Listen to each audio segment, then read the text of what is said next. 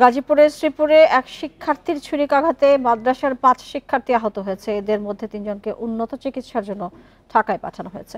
দুপুর উপজেলার গারারন খলিলিয়া বহুমুখী ফাজিল মাদ্রাসায় এই ঘটনা ঘটে। আহত শিক্ষার্থীরা জানায় মাদ্রাসায় চূড়ান্ত পর্বে পরীক্ষা চলছিল। বুধবার হলে বেঞ্চে বসা নিয়ে সিয়ামের সাথে আহত শিক্ষার্থী মহিনের ঝগড়া হয়। পরে মাদ্রাসার শিক্ষকরা বিষয়টি মীমাংসা করে দেন, কিন্তু বৃহস্পতিবার বেলা ১২টায় মাদ্রাসায় ঢুকে রিফাত, নাদিম, মুহিন এবং রাশিদুর সহ ৫ জনকে এলোপাথারি ছুরিকাঘাত করে সিয়াম।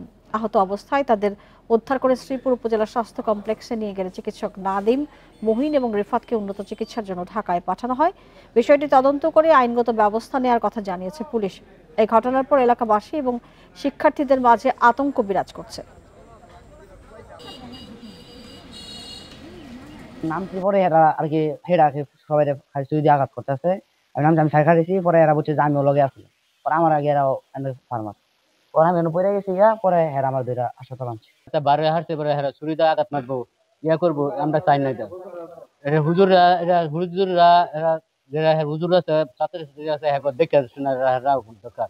এরা রাখে না, এরা ভিতরে বসে থাকে। আরো জানতে গাজীপুর থেকে আমরা এবারে আমাদের সাথে যুক্ত করছি সহকর্মী আবুল হাসানকে। আবুল হাসান, এই যে একটি ঘটনা ঘটলো মাদ্রাসার ভেতরে, এই ঘটনাকে কেন্দ্র করে মাদ্রাসার ভেতরে অন্যান্য শিক্ষার্থীর মধ্যে কোনো ধরনের কোনো প্রতিক্রিয়া বা প্রভাব পড়েছে কিনা, কর্তৃপক্ষ কি বলছে এবং এই বিষয়ে তারা কি পদক্ষেপ নিয়েছে?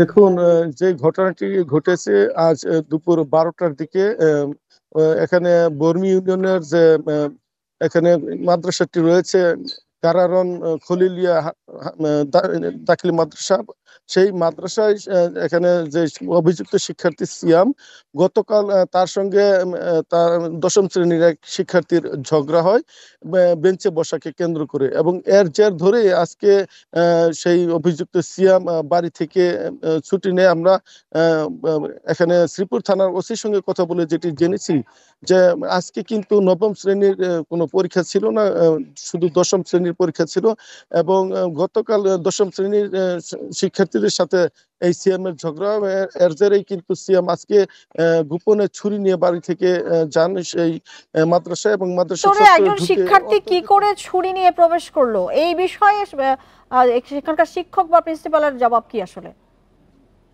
দেখুন, এই বিষয়টি হঠাৎ করে ঘটেছে, এবং যারা শিক্ষার্থী ছিলেন আহত তাদেরকে উদ্ধার করে এখানে হাসপাতালে নেওয়ার মধ্যেই কিন্তু শিক্ষক এবং শিক্ষার্থীদের তৎপরতা আমরা লক্ষ্য করেছি বেশি, এবং এই বিষয়টি নিয়ে আসলে স্কুলের কর্তৃপক্ষ আনুষ্ঠানিক কোনো বক্তব্য আমরা এখন পর্যন্ত পাইনি। আমরা শ্রীপুর থানার ভারপ্রাপ্ত কর্মকর্তার সঙ্গে কথা বলে যেটি জেনেছি যে এই ঘটনা হঠাৎ করেই ঘটেছে, এবং তাৎক্ষণিকভাবে যে ৫ জন আহত হয়েছেন তাদেরকে উদ্ধার করে শ্রীপুর উপজেলা স্বাস্থ্য কমপ্লেক্সে আনা হয়, এবং সেখান থেকে ৩ জনকে চিকিৎসকরা উন্নত চিকিৎসার জন্য ঢাকায় পাঠান, এবং যে ২ জন সামান্য আহত হয়েছিলেন তাদেরকে প্রাথমিক চিকিৎসা দিয়ে বাড়িতে পাঠিয়ে দেন। তবে এই ঘটনায় অভিভাবক যারা রয়েছেন, শিক্ষার্থী রয়েছেন, তাদের মধ্যে কিন্তু আতঙ্ক রয়েছে, এবং এখানে অভিভাবকরা বলছেন যে যেই মাদ্রাসাটিতে এই ঘটনা ঘটেছে সেখানে নিরাপত্তার ঘাটতি ছিল, এবং শিক্ষকরা এখানে তাদের যে দায়িত্ব সেটি ঠিকভাবে পালন করেনি। যেই ছাত্র এই কাণ্ড ঘটিয়েছে তার ব্যাপারে আসলে কর্তৃপক্ষ কোনো ব্যবস্থা নিচ্ছে না?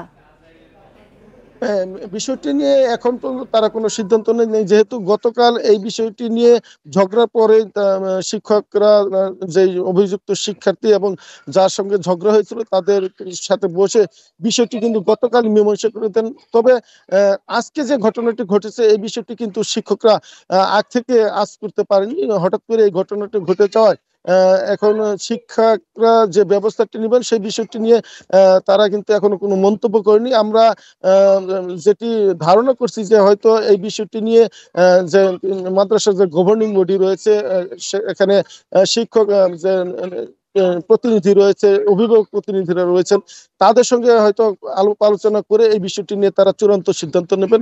এবং আমরা শিক্ষা প্রতিষ্ঠানগুলোতে সাধারণত এই ধরনের নিয়মই দেখে থাকি।